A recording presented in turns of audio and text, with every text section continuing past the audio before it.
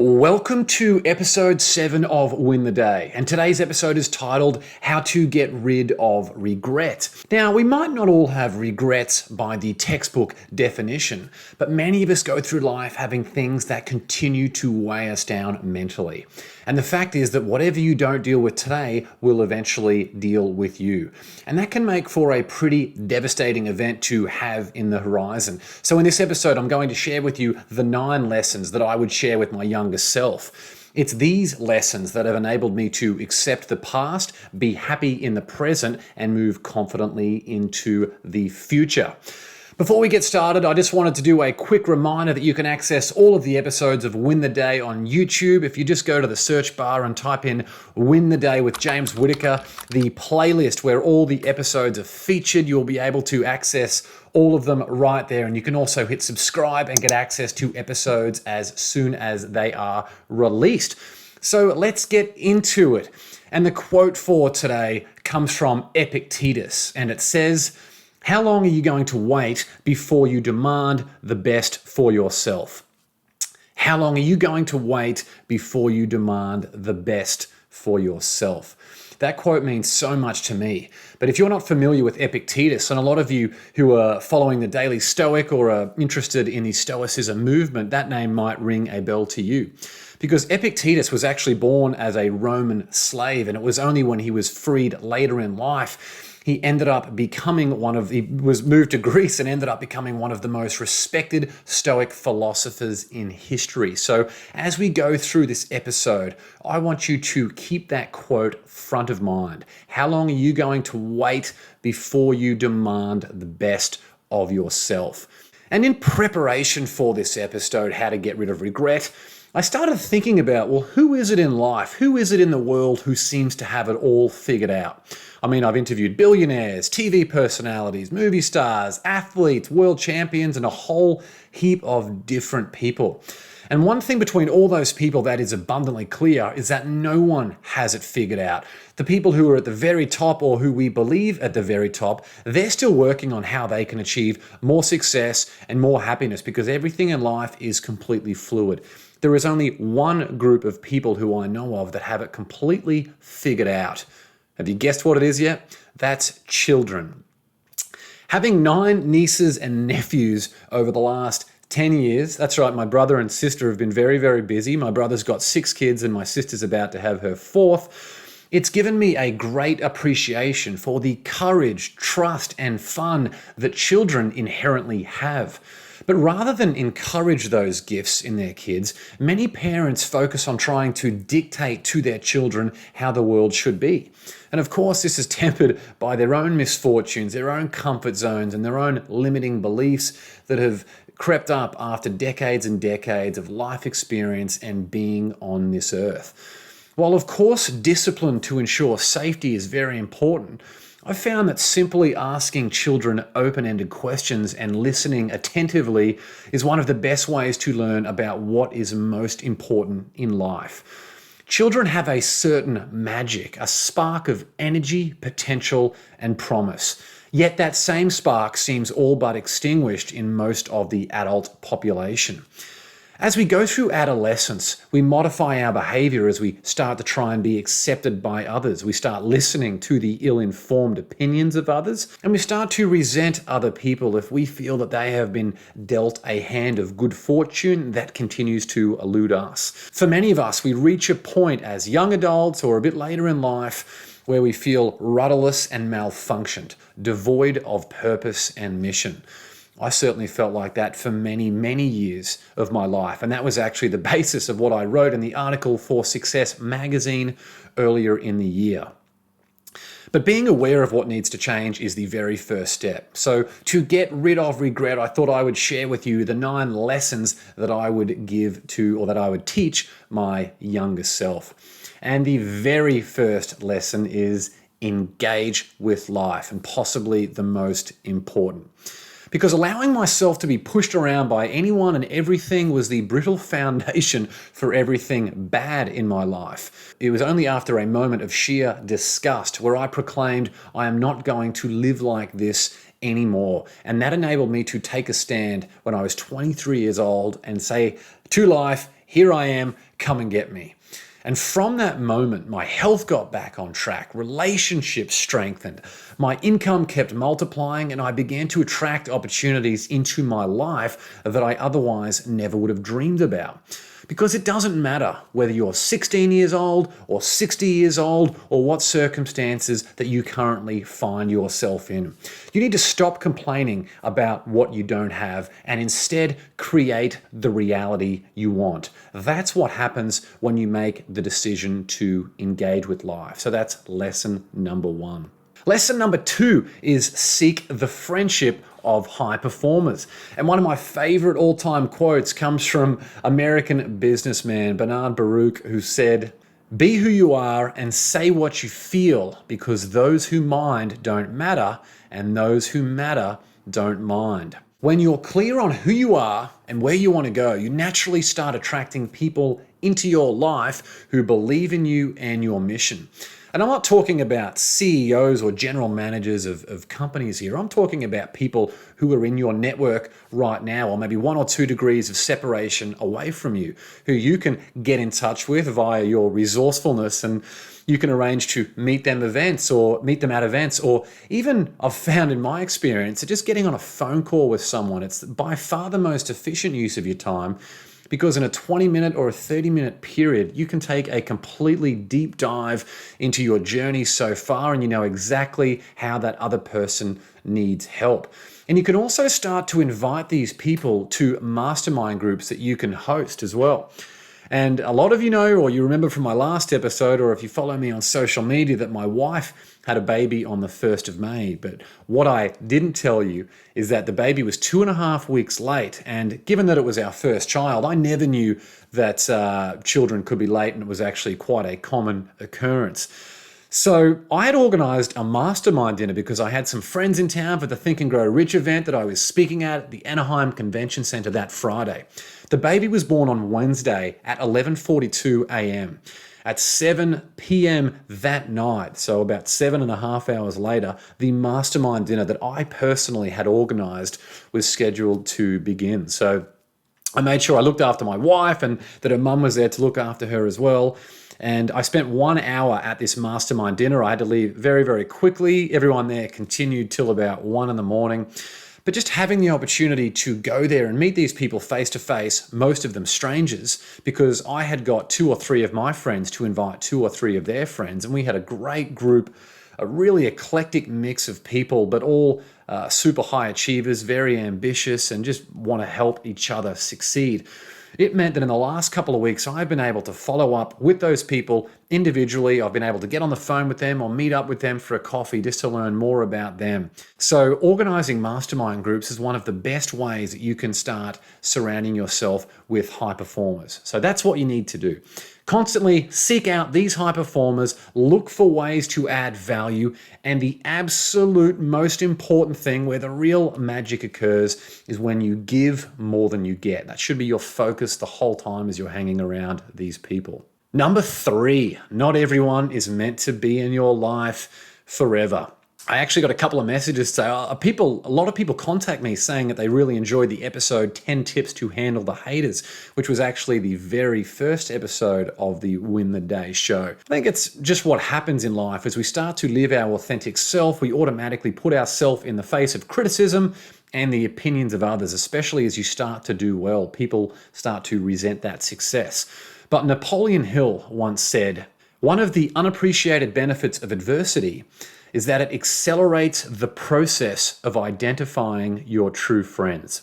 As human beings, we naturally have this need of acceptance for others, even if it's going to sabotage our future. But if people do not reciprocate your positive energy, you need to be very, very conscious about what's going on and take comfort knowing that the quicker they are out of your life, the better. The world is a big place, yet so many of us cling to friendships that no longer serve us, or we spend a lot of our time trying to pander to toxic family members. You need to channel your energy into supporting those who bring out the best in you and you in them.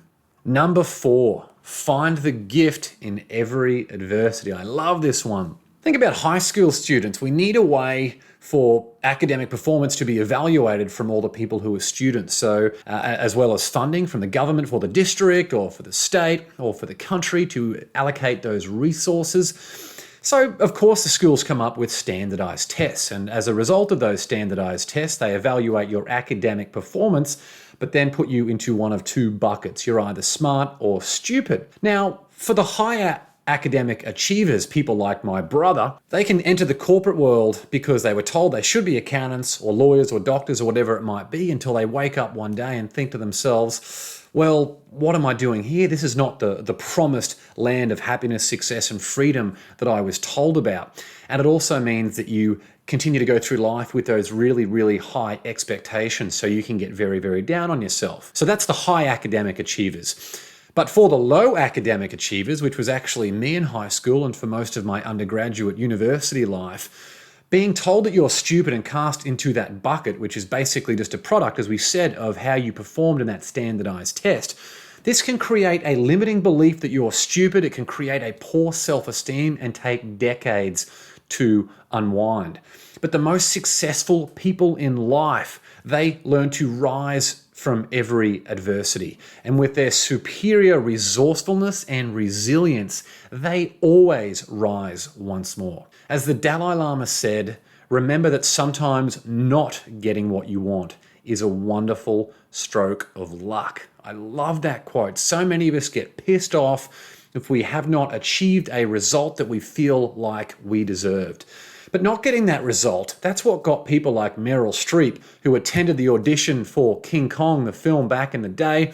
She was told by the people, the producers of the film, that she was too ugly for that role. And that enabled her to dig even deeper and stick with the film business. And today she has been nominated for many, dozens of Academy Awards, but she's actually won 3 Academy Awards, an amazing achievement. Think about Oprah Winfrey. It was only after she was unceremoniously dumped from her role as a news anchor on television that she got even deeper with that persistence and that grit. And she said, you know what, I'm going to prove to these people how wrong they are. Eventually, many years later, she was granted her own show, the Oprah Winfrey Show, which many of you, I'm sure, have heard of, which ran for 25 seasons and to this day is still the highest rated talk show in American history. And reflecting on that period in her life, Oprah said, the ability to triumph begins with you always. The ability to triumph begins with you always. I absolutely love that, because that's extreme ownership, extreme accountability, which means that you are empowered to take ownership and take action to create the circumstances that you want. Failing means you tried. You should wear it as a badge of honor. So remember to find the gift in every adversity. Number 5, a lot of people have a problem with this. It's read, read, read. Now, right now, anyone out there listening or watching this right now, you have access to the most brilliant minds in history. Through all the books that they have written, you have access to basically proven blueprints and success secrets that will give you every bit of freedom, happiness, and wealth that you could possibly want in your life. Yet so many people would rather have 15 minutes more TV or 15 minutes more sleep. Or as I spoke about in episode 2, the episode called Stop Looking for Magic Bullets, I said that Americans spend more than $73 billion on lottery tickets each year, just in this country alone, which is actually 5 times more money than is spent on books every year. Have you ever read a book? Just think for a moment. Have you ever read a book that transformed your life? I certainly have. Almost every single book I read transforms my life. But how many lottery tickets do you need to buy before you start to see a return on investment? You'll probably never see a return on investment. And you're actually, if you buy a lottery ticket in America, you're actually 8 times more likely to be elected president of the United States than you are of winning the lottery jackpot, just to put those odds into perspective. But that doesn't stop people spending $73 billion each year in America alone on the attempt to try. So what you need to do is think about spending your time, money, and energy elsewhere. Go out there and buy some books.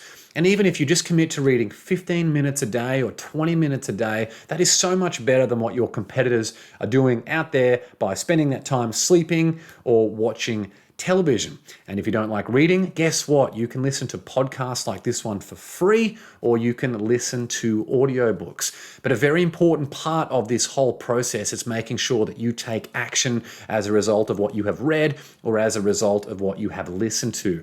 And if you don't like writing and don't like taking notes, studies have proven that actually taking pictures and visualizing these things, brainstorming your ideas and actions through graphics and illustrations is one of the best things for memory retention as well. Tap into the minds of true legends, get out there and read. It will give you a huge advantage. Number 6, work at no charge for industry leaders. Working for a wage alone is fruitless. When you're starting out, what you learn is so much more important than what you earn. You need to sacrifice pay in the short term for the advantage of being in an environment that is going to constantly get you out of your comfort zone. And I wanted to quickly share with you an example of 2 people. This is just a hypothetical. Say that person 1, just starting out their career, they, through their resourcefulness, were able to secure an internship with Gary Vaynerchuk. Now, Gary Vaynerchuk is absolutely at the peak of his powers. If you don't know who he is, you can Google him. He was the original social media entrepreneur. He's got hundreds of millions of dollars in the bank right now, numerous New York Times best-selling author, and was also one of my earliest inspirations about 10 years ago. So person 1 interns with Gary Vaynerchuk for free. Now, it's an extremely demanding job, but person 1 grows every day. And through this process, it gets them clear on what type of job they want to have for the rest of their life. And it puts them in a position to actually attain that job because they've proven their worth through the actions that they have taken throughout this process. And that dream job will pay them a full salary, which will more than make up for the lack of money that they are earning right now. Person 2 drives for Uber, earning $10 an hour. While they enjoy the flexibility, person 2 isn't able to do much else. I mean, after all, they're on the road, they've got passengers in the back of the car constantly. And because they're on the road, they're also vulnerable to traffic accidents or parking tickets or anything else that might happen when you spend a lot of time in the car. I actually had an Uber driver recently who had a $2,000 accident, and the excess on that one accident was more than $700, not to mention the insurance premiums. So when you factor in all these auxiliary costs, that $10 an hour can be frittered away to much worse than that. So think about person 1 and 2. Who has the right long-term formula? We know who's going to be most successful in the short term if we're talking about mere monetary gain. But if we're talking about long-term extraordinary achievement, you would back the Gary Vaynerchuk intern every day of the week. While most people try to impress others or prospective employers with fancy resumes, prove your worth through creative thinking, positive energy, and hard work. Having the endorsement and tutelage of industry leaders will propel you towards your dreams quicker than anything else. That's so much more important than exchanging time for money, especially when you're just starting out and having no mental growth to show for it. So that's number 6, work at no charge for industry leaders. Number 7, success is holistic. It took me a long time to figure that out. I used to drink too much. I used to smoke, which seems crazy right now, eat crappy food, way too much fast food. It was only later when I realized how important it was that success is balanced and holistic. Most people in this world are on the hunt for money, but they forget that health is the real wealth. A healthy body and a healthy mind puts you in the best place to have the energy that is required for you to take that purposeful, consistent action that is going to enable you to achieve your goals. Jim Rohn, another one of my mentors, once said, "How sad to see a father with money and no joy. The man studied economics but never studied happiness." It's much better to advance with true happiness than it is to have mere monetary wealth or associate your happiness to an outcome destination or a material possession. So as you move forward, remember that success is holistic. It's a balance between many areas of your life: relationships, mental health, physical health, financial wealth, and a whole heap of other areas. Second last one, number 8, don't compare your day 1 with someone else's year 5. I see so many people do this, and I've been guilty of it myself in the past too. Basically, with technology and the internet, it's shattered the barriers of entry for pretty much every industry. So anyone with an internet connection right now can go and create a pretty awesome business so quickly. But people are very, very good at starting, but they're very, very good at quitting, because most people think that starting is the hardest thing. Starting is actually the easiest thing.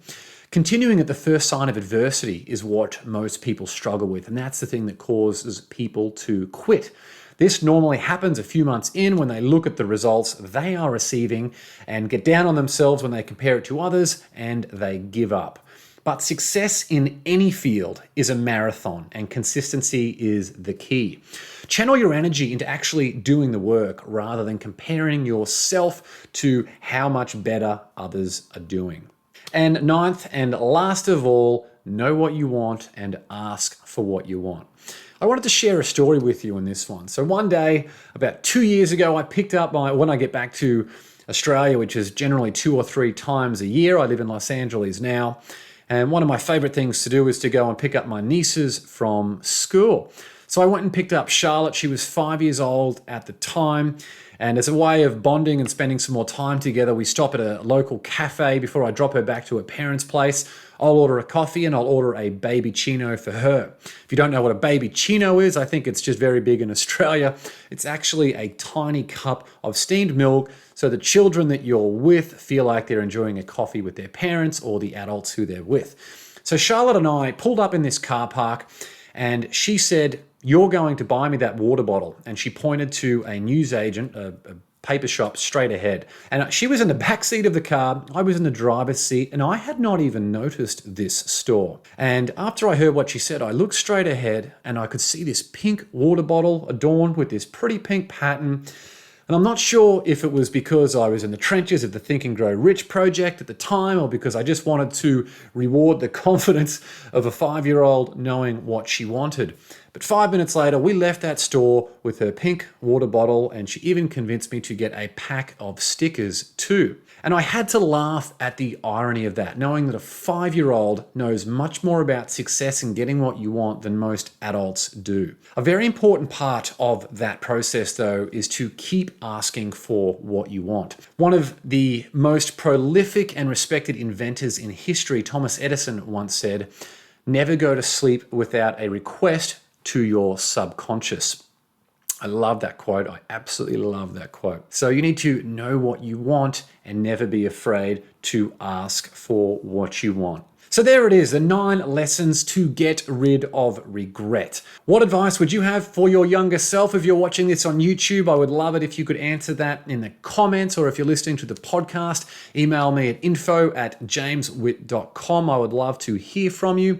And remember, you can visit my website, jameswitt.com. If you're not already a member of my VIP newsletter, you can sign up and you will get an email for an instant download of the bonus chapter from Think and Grow Rich, The Legacy, that doesn't actually appear in the current edition. It will be in future editions.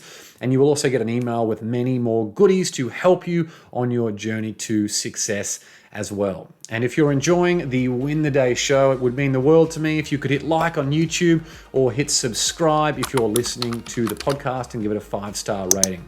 So that's it from me. I hope to see you next time. As always, onwards and upwards, always.